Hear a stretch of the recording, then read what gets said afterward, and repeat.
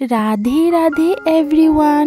সুন্দরময় সকালের সবাইকে অনেক অনেক শুভেচ্ছা। গ্রাম্য পরিবেশের সকালটা কিন্তু একটু অন্যরকমই হয়, খুব ভালো লাগে। সকালটা দেখতে খুব সুন্দর, চারিদিক দিয়ে হয় সবুজে ঘেরা, তার মধ্যে নানান রকমের জন্তু, কতই না ভালো লাগে। কিন্তু তার সঙ্গে সঙ্গে জানো তো একটু ভয়ও লাগে, কেননা এক এক সময় এমন জন্তু জানোয়ার ঘরে এসে ঢুকে যায়, তখন আর ঘরেই থাকতে পারি না, অনেকটাই ভয়ের ব্যাপার হয়ে যায়। তো যাই হোক, সুন্দর সকাল থেকে কিন্তু আজকে আমি আমার ব্লগটা স্টার্ট করে দিয়ে দিলাম তোমাদের মতো মিষ্টি মিষ্টি বন্ধুদেরকে সঙ্গে নিয়ে। দেখো, আজকে সকাল সকাল আমার ঠাকুর ঘরের বাইরে, মানে যেই জায়গাটায় ভাঙা ছিল সেই জায়গাটায় কিন্তু তোমাদের দাদাভাই একটা টিন লাগিয়ে দিল। বেশ, তোমরাও কয়েকজনে কিন্তু আমাকে বলেছিলে যে দিদিভাই একটা টিন লাগিয়ে দিতে পারো, তাহলে দেখবে অনেক দিন চলে যাবে। তো সেই মতোই আমি একটা টিন লাগিয়ে দিলাম। আমি তো লাগাইনি, লাগিয়েছে তোমাদের দাদাভাই। এখন চলে আসলাম রান্নাঘরে, সেই সকালের কিছু কাজকর্ম আর কি সেরে নিতে। তো আগের দিন যেহেতু বোনের ঘরে চলে গিয়েছিলাম, যেগুলো তরকারি রান্না করেছি সবটাই রয়ে গেল, তো ওই তো এখন গরম করে নিলাম। আর রাত্রেবেলা ডিম নিয়ে আসা হয়েছিল, তো ওই ডিমগুলো আর কি ফ্রিজে রেখে দিলাম।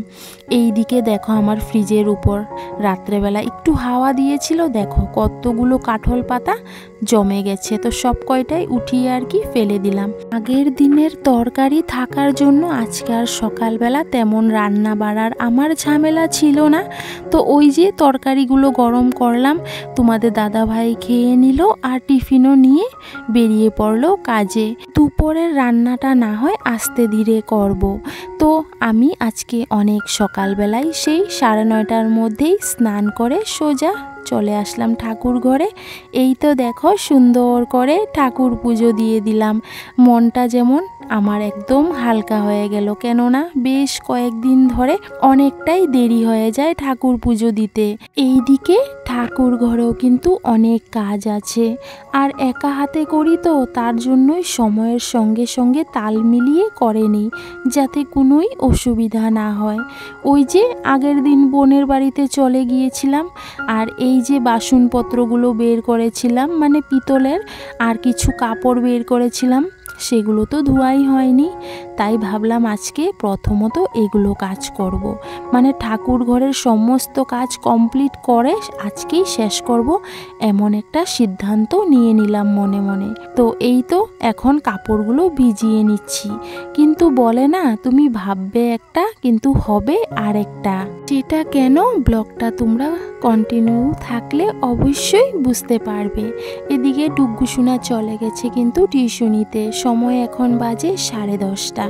মনে মনে ভেবে নিয়েছি যে কাপড়গুলো কিছু সময় ভিজিয়ে রাখবো, যেহেতু সাদা কালারের কাপড়ই বেশি আমার ঠাকুর ঘরে, তো নোংরাটা অনেক পরিমাণ বেশি হয়। অল্প টাইম ভিজিয়ে রাখলে নোংরাগুলো কেটে যাবে, আর ততক্ষণে আমি বাসনগুলো আর কি ধুয়ে নেব। কিন্তু ঠিক সেই সময়ে পাশের বাড়ি মাসি আমাকে অনেক জোর করে ডাকা শুরু করলো। আমি বললাম, কি হয়েছে মাসি, আমি তো ঘরেই আছি। তখন মাসি আমাকে বলল, তোমাদের ঘরের ভিতর একটা ফেটি সাপ কিন্তু ঢুকে গেছে। ফেটি সাপ তো বুঝতেই পারছো, মানে হলো ফনা ধরা সাপ। আর এই সাপটাকে নিয়ে পুরো 2 থেকে 3 ঘন্টা ব্যস্ত ছিলাম, কেননা এই সাপটায় সারাটা ঘরের মধ্যে এতটাই উৎপাত করলো, মানে পুরো চোখে চোখে রাখতে হলো যে কোথার থেকে কোথায় যায়। তারপর দেখা গেল 1টা-1:30 বাজে, তখন গিয়ে এই সাপটা ঘর থেকে বেরোলো।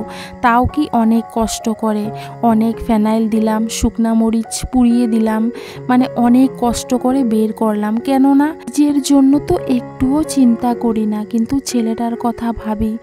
হঠাৎ করে কোন জায়গায় বসে থাকবে, আর যদি পাড়া পড়ে যায় তখন ভয়ের কথা না। তার জন্য আর কি এই 2 ঘন্টা 2.5 ঘন্টা আমার এমনিই গেল, কোনো কাজেই হলো না। জানো তো, আমি প্রথমেই বলেছিলাম না যে গ্রাম্য পরিবেশ যেমন দেখতে সুন্দর হয়, তেমন কিন্তু এক এক সময় ভয়াবহের কারণও হয়ে দাঁড়িয়ে যায়। যারা গ্রামে থাকে তারা জানে এই জিনিসগুলো, কেননা তাদেরকে কিন্তু সব কিছু নিয়েই চলতে হয়। মানে পোকামাকড়েই বলো আর জন্তু জানোয়ারই বলো না কেন, মানে সব কিছু নিয়েই কিন্তু আমাদেরকে চলতে হয়। আর তার মধ্যে যদি এরকম বিষাক্ত কিছু এসে ঘরে ঢুকে যায় তখন কতটাই না ভয়ের কারণ হয়ে দাঁড়িয়ে যায়। তো তার জন্যই চোখে চোখে রাখতে হলো, যেহেতু ফেটি সাপ, আর ফেটি সাপগুলো তো খুব চুপচাপ এক জায়গায় বসে থাকে না, খুব ভয় লাগে আর কি।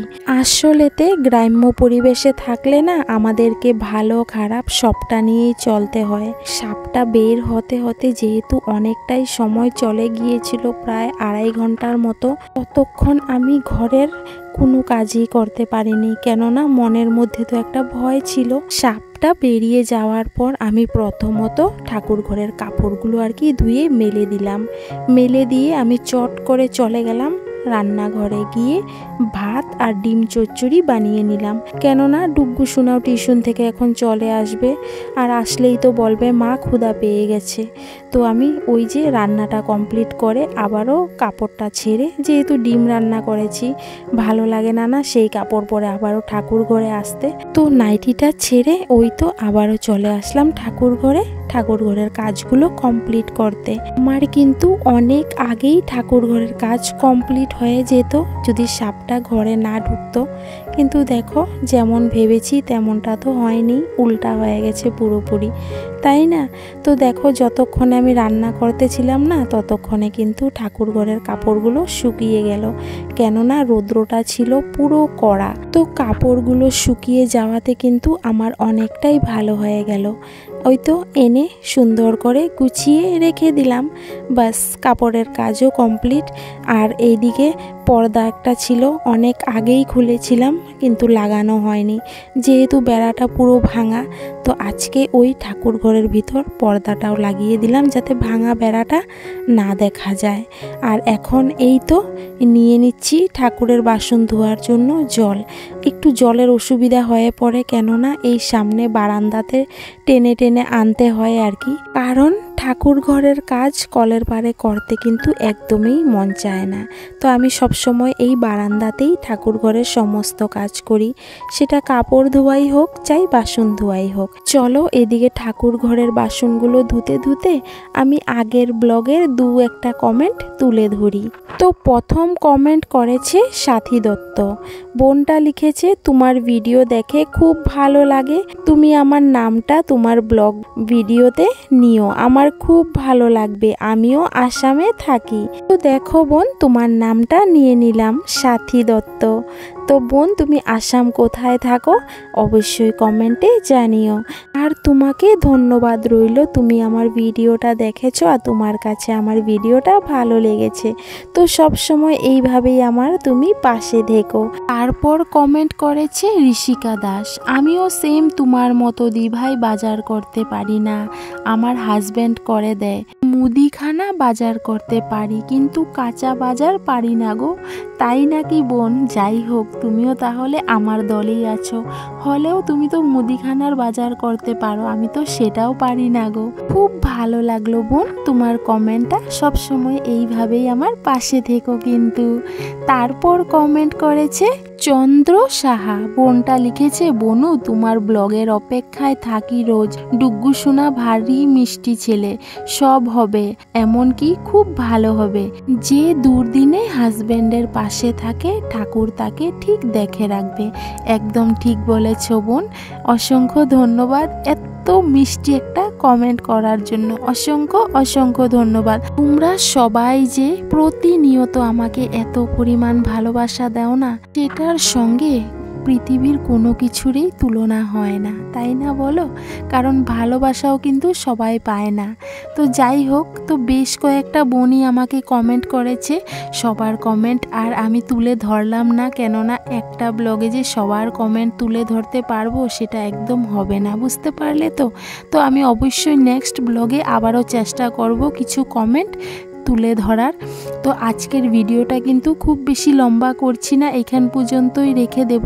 এইদিকে আমার ঠাকুরের বাসন ধোয়াও কিন্তু কমপ্লিট হয়ে গেছে। এই তো এখন বারান্দাটায় একটু জল ঢেলে দিলাম, না হলে নোংরা হয়ে থাকবে না, তার জন্য। তো চলো আমার মিষ্টি বন্ধুরা, আজকের ব্লগটি তোমাদের কাছে কেমন লেগেছে তোমাদের কমেন্টের অপেক্ষায় কিন্তু আমি থাকবো। ঠিক আছে, তো আজকের মতো তোমাদের সবাইকে রাধে রাধে, টাটা। তোমরা সবাই সুস্থ থেকো, ভালো থেকো। আবারও তোমাদের কাছে নতুন আরও একটি ঝলমলে ব্লগে দেখা হবে। তো এই তো ঠাকুরের বাসনগুলো এখন ঠাকুর ঘরে এনে উল্টো করে রেখে দিচ্ছি, যাতে জলগুলো আর কি ঝরে যায়, না হলে দেখা যায় ওই পিতলের বাসনগুলোতে কিন্তু কেমন একটা জানি দাগ ভরে যায়।